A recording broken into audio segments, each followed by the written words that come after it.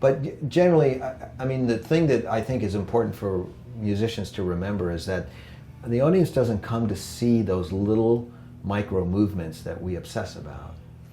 Because in our brain, we're thinking the only acceptable outcome is 100% success. Anything less than that, and it totally freaks us out.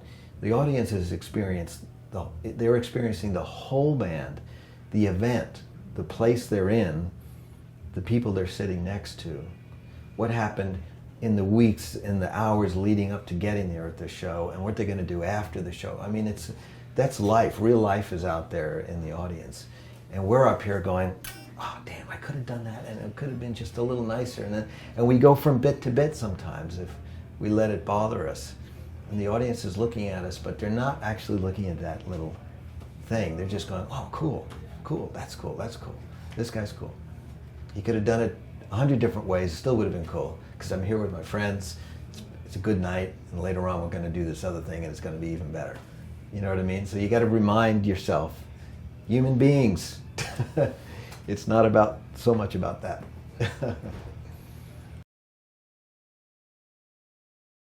I think when I was young, it was more traumatic because I wasn't in control of my body as much. You know, I was 14 years old during my first performance.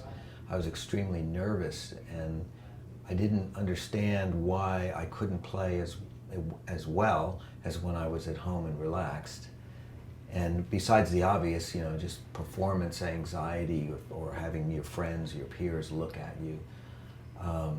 Besides all that, I realized, well, this is a physical thing because musicians practice for the performance. So if they can't control that, if they can't, marshal all that they've practiced to give to the audience, then there's a big problem there, right? Something's not working out.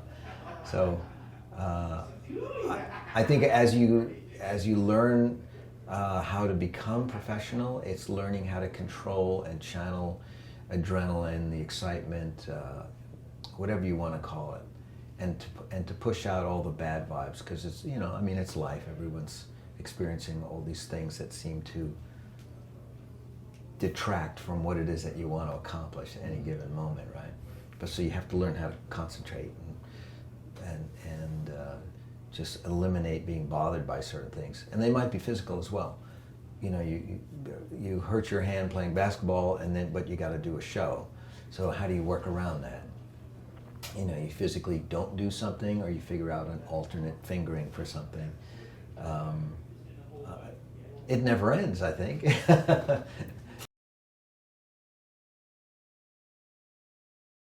I think so. In a kind of a delusional way, which is the beauty of youth, you know, and certainly a young musician, you don't really hear what you sound like, you hear what you imagine you want to become. That gets you over the really horrible bits of being a beginner. It's a beautiful deafness, blindness, whatever, you know, temporary. And then there are moments where you question it, because as you get older, if you start, like I did as a young teenager at 14, each year is a huge year in mental development and emotional development. And so slowly you begin to join the rest of the world, and you go like, oh, maybe I'm not that good.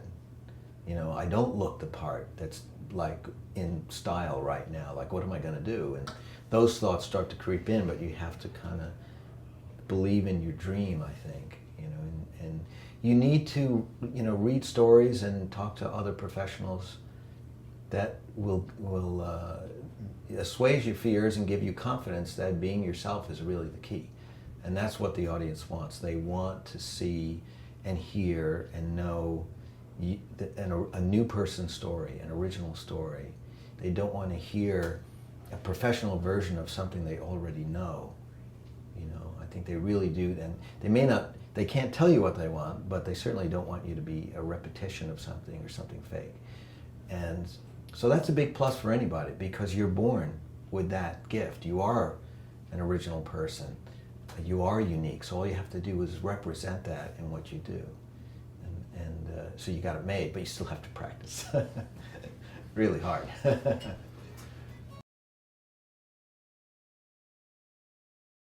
Oh yeah, yeah. You need a fallback job, somehow. I was so lucky that I was kid number 5, right?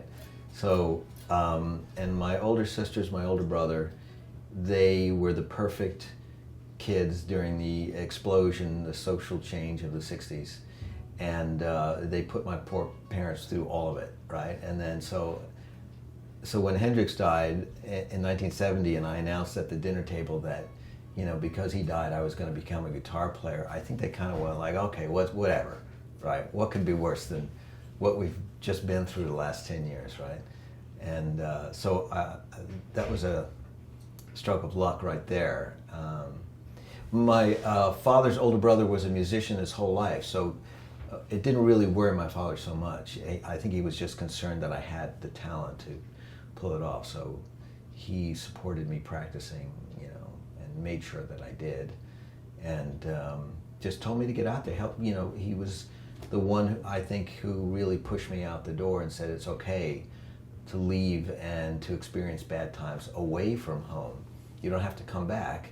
You can always get help, remotely, but you might as well just stay out there and work it out. So, and that was great advice, because stuff always happens, but and running home really isn't the option, really. So, and there's plenty of help out there, and so yeah, the answer is I unfortunately I didn't study anything else. So yeah, this was it. Yeah.